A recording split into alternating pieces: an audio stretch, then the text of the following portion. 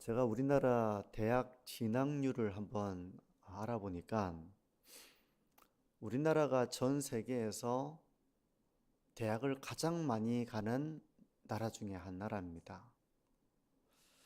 OECD 국가 대학 진학률 평균이 한 40% 된답니다. 40%. 그러니까 100명 중에 40명만 대학 간다는 얘기죠. 근데 우리나라는 몇 명 가는지 아십니까? 100명 중에 100명 중에 어느 한 해 그 수치를 보니까요. 한 평균 70%고 가장 높았을 때는 84%까지 올라갔답니다. 100명 중에 84명이 대학 간 겁니다. 제가 이 데이터를 이렇게 좀 인용하는 이유는 우리 사회가 학벌을 참 중요하게 여깁니다. 그렇지 않습니까? 학벌을 되게 중요하게 여기죠. 대학 나왔느냐, 어느 대학 나왔느냐, 대학을 나오고 나오지 않고에 따라서 또 그 사람을 대우하는 것이 그만큼 차이가 나기 때문에 대학을 가야 되겠구나 라고 인식하고 그렇게 받아들이고 있다는 내용이 이런 수치를 통해서 나타나는 게 아니겠나 이런 생각이 들고요. 또 하나 우리나라가 중요하게 여기는 것은 그 사람의 배움의 정도 또 지식을 가지고 있는 정도를 상당히 중요하게 여긴다는 것입니다. 그래서 우리는 사람들이 유식한 척 하는 경우가 이렇게 많은 것도 무식하지 않으려고, 무식하다는 이야기 듣지 않으려고 하는 이런 부분이 우리 사회엔 좀 있는 것 같아요. 교회에서도 지식은 중요한 수단입니다. 지식이 있어야 됩니다. 회의를 하거나 어떤 결정을 하거나 할 때 그에 해당하는 지식 여부가 상당히 중요합니다. 근데 교회는 지식을 사용함에 있어서 지혜를 발휘해야 될 때가 참 많이 있습니다. 부모가 자식을 대할 때 지식만 가지고 대하는 게 아니잖아요. 상당히 지혜를 많이 발휘하는 것처럼 공동체를 세우는 지식도 있지만 어떤 지식은 공동체를 무너뜨려 버리는 그런 지식도 있습니다. 지혜가 발휘되지 않을 때, 사랑이 결여되어 있을 때 그 지식은 공동체에 위협을 주는 그런 요소가 얼마든지 될 수 있다는 것입니다. 그러니까 우리는 지식은 좋은 것이라고 생각하지만 사랑이 결여되고 지혜가 부족한 이 지식은 도리어 상당히 위험한 요소가 될 수 있다는 것입니다. 비유를 하자면 똑같은 칼이라도 요리사에게 그 칼은 음식을 요리를 하는데 사용되는 도구이지만 강도에게 그 칼은 이웃을 위협하고 해를 입히는데 사용되는 수단이 됩니다. 똑같은 칼이라도 누구 손에 있느냐에 따라 가지고 좋은 결과를 내기도 하고 나쁜 수단으로 사용될 수 있는 것처럼 지식도 그런 양면을 가지고 있다는 거예요. 지식을 잘 사용하면 공동체를 유익하게 하는 도구가 됩니다. 그런데 이 지식을 그릇되게 사용할 때 그 지식은 그 사람을 교만에 빠뜨립니다. 지식을 가지고 있지 않았더라면 겸손했을 것을 지식을 가지고 있기 때문에 교만에 빠지는 거예요. 자기 스스로만 교만에 빠지는 것이 아니라 이웃을 해하는 위험한 도구가 될 수 있다는 것입니다. 그렇기 때문에 지식은 최종 목표가 아닌 것입니다. 도리어 지식을 어떻게 사용할 것이냐가 상당히 더 중요한 것입니다. 그런 점에서 1절에서 3절을 다시 보시면요. 우상의 제물에 대하여는 우리가 다 지식이 있는 줄을 아나 지식은 교만하게 하며 사랑은 덕을 세우나니 만일 누구든지 무엇을 아는 줄로 생각하면 아직도 마땅히 알 것을 알지 못하는 것이요 또 누구든지 하나님을 사랑하면 그 사람은 하나님도 알아주시느니라. 지식은 교만하게 하며 해서 지식이 사람을 교만하게 하기 쉽다는 것입니다. 지식은 유용한 도구이기도 하지만 또 이 지식은 사람을 교만하게 하기 쉽다는 거예요. 물론 모든 지식을 갖춘 사람이 교만한 것은 아닙니다. 하지만 사랑이 전제되지 않은 이 지식은 그 사람을 교만하게 할 뿐만 아니라 또 날카로운 칼과 같이 다른 사람들을 유익하게 하는 것이 아니라 도리어 덕을 세우지 못하고 다른 사람을 해하고 공동체를 위협하는 그런 수단이 될 수 있다는 것입니다. 갑자기 사도 바울이 이런 얘기를 하는 어떤 그 기초에는 당시 고린도 교회에는 우상제물을 먹는 문제가 갈등이 되고 있었습니다. 그들의 관건은 우상제물을 먹어도 되느냐 안 되느냐라고 하는 것이 논쟁이 되는 거예요. 여기서 지식이 있고 없고가 차이가 있겠죠. 지식이 있는 사람과 지식이 없는 사람 가운데 서로 합일된 견해가 나오지 못하는 것이죠. 지식이 있는 사람은 이 문제를 어떻게 보고 있는지, 지식이 없는 사람은 이 문제를 어떻게 보고 있는지 여기서 논쟁이 되었던 것입니다. 그러면 우상제물을 먹는 이 부분을 두고 먼저 우리가 이제 본문 속에서 이 부분을 생각해 보자면 우상제물을 먹어도 되는가라는 걸 한번 생각해 보시죠. 우리에게는 그렇게 중요한 부분이 아니잖아요. 중요한 부분이 또 될 수도 있겠죠. 교회 가운데서 제사장에 그 올려진 음식을 먹어도 되느냐 마느냐 이런 문제를 가지고 서로가 이렇게 생각이 달라가지고 교회에서 옳고 그름에 대한 시시비비가 가려지는 일들이 생길 수도 있는 것을 염두에 둔다면 우상제물을 먹어도 되느냐 아니면 먹으면 안 되는가 라는 부분에 대해서 우리 성도님들은 어떤 생각을 가지고 있습니까? 먹어도 되는지 아니면 먹으면 안 되는지. 사도의 말을 한번 들어보십시오. 4절에서 6절인데요. 그러므로 우상의 제물을 먹는 일에 대하여는 우리가 우상은 세상에 아무것도 아니며 또한 하나님은 한 분밖에 없는 줄 아노라.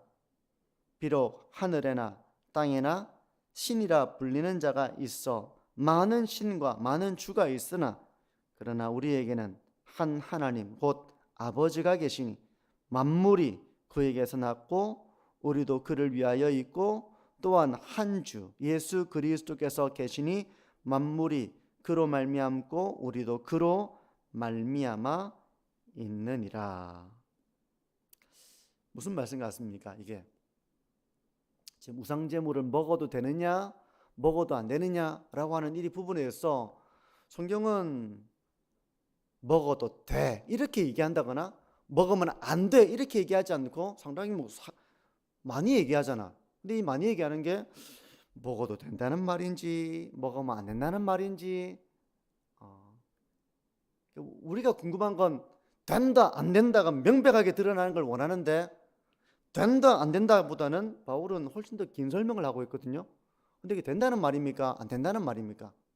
우상제물을 먹어도 된다는 겁니까? 먹으면 안 된다는 얘기입니까? 이럴 때는 우리가 이제 이 본문을 이제 해석해 나가야 되겠죠. 이게 먹어도 된다는 의미에 가깝습니까? 먹으면 안 된다는 의미에 가까운 것 같습니까? 사실 이 구절은요, 먹어도 상관없다는 의미를 이렇게 말씀하고 있는 거예요. 비록 하늘이나 땅이나 신이라 불리는 존재가 많다는 것입니다. 나무도 신이고 어떤 나라에서는 태양도 신이고 달도 신이고 짐승도 신이고 다양한 신들이 있잖아요. 사람들이 신이라고 불리는 많은 존재들이 있는데 사실은 그게 신이 아니라는 겁니다. 6절에 보게 되면 6절 후반부에 뭐라고 말씀합니까? 만물이 하나님으로부터 말미암았다.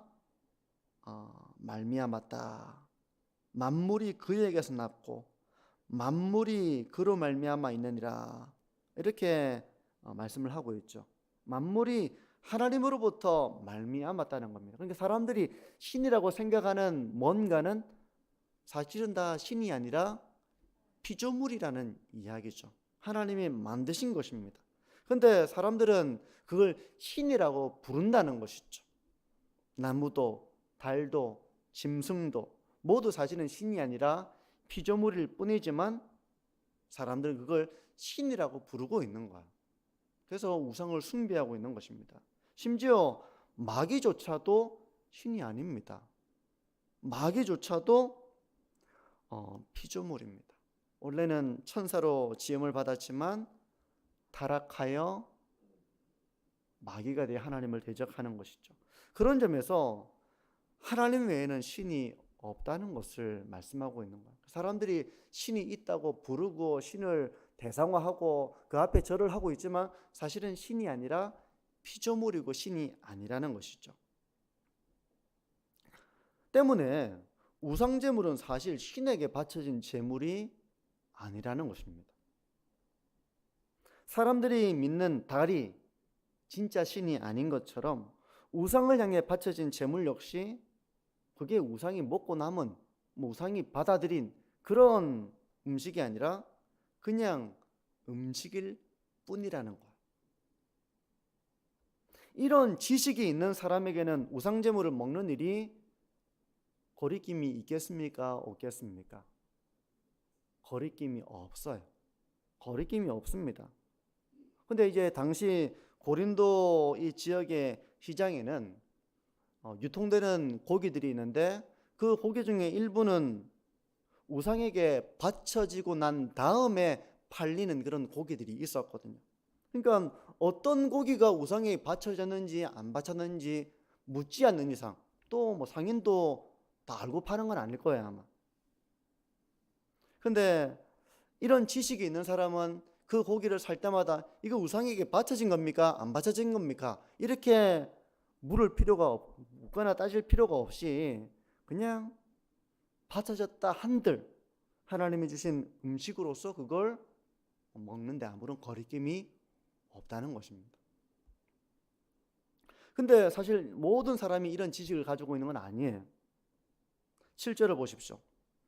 그러나 이 지식은 모든 사람에게 있는 것이 아니므로 어떤 이들은 지금까지 우상에 대한 습관이 있어 우상의 제물로 알고 먹는 거로 그들의 양심이 약하여지고 더러워지느니라. 어떤 사람은 이런 우상 아무것도 아니다 자유하지 못하고 뭔가 꺼림칙한데도 이렇게 먹는다거나 아니면 어떤 우상에 대한 습관, 이 습관이라고 하는 것은 미신적인 것을 의미한다고 이해할 수 있습니다. 그러니까 우상제물에 대한 뭔가 미신이 있었다는 것입니다. 우상에 바쳐진 제물을 먹으면 이게 뭔가 해를 피할 수 있다라고 하는 어떤 미신적인 습관을 가지고 먹는 사람이 있었다는 거예요. 우리식으로 말하면 이사할 때는 언제 이사해야 됩니까? 이렇게 막 피해에 대한 날이 있잖아요, 그죠? 우리는 그걸 안 따지는데 세상 사람들은 날을 받아가지고 이사를 하는데 심지어 성도들 중에도 이 날이 혹시 좋은 날이냐 안 좋은 날이냐라고 이런 습관을 가지고 미신의 습관을 가지고 하는 사람이 있을 수도 있겠죠. 그죠? 있을 수도 있겠죠. 이런 이유로 신자들 가운데는 이런 미신적인 생각을 가지고 하나님을 의지하는 것이 아니라 어떤 미신적으로 좋다는 것을 따르는 이런 삶이 나타나게 된 것입니다. 신앙적이지 못한 것이죠. 근데 그런 미신을 따르면서 양심이 더러워지는 그런 일이 생겨난 거예요. 이게 자유하면 아무 문제가 아닌데 미신을 가지고 행동하다 보니까 이것이 참된 신앙의 길을 걸어가는 것이 아니라 미신을 따르는 이제 그런 일이 된 것입니다. 이런 배경 때문에 지식이 있는 사람은 자신의 자유를 마음대로 행사하는 것을 조심해야 한다는 것입니다. 내가 지식이 있고 내가 먹을 자유가 있고 아무것도 아니지만 내가 먹을 때 이 지식이 없는 사람은 영향을 받을 수 있다는 것이죠. 예를 들어 오늘날로 이제 말하자면 저분은 중직자인데 우상에게 바쳐진 제물을 먹는구나. 괜찮은가 보다. 이렇게 해도 괜찮은가 보다. 이렇게 생각할 수 있는, 나는 자유에서 지식이 있고 아무것도 아니기 때문에 먹었지만 아직 그런 지식이 없는 사람은 미신적으로 교회 다니는 사람도 얼마든지 전 보러 다니네.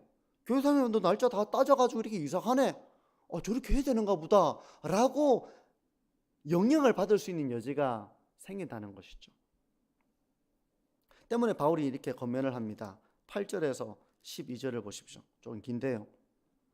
음식은 우리를 하나님 앞에 내세우지 못하나니 우리가 먹지 않는다고 해서 더 못 사는 것도 아니고 먹는다고 해서 더 잘 사는 것도 아니니라. 그런즉 너희의 자유가 믿음이 약한 자들에게 걸려 넘어지게 하는 것이 되지 않도록 조심하라.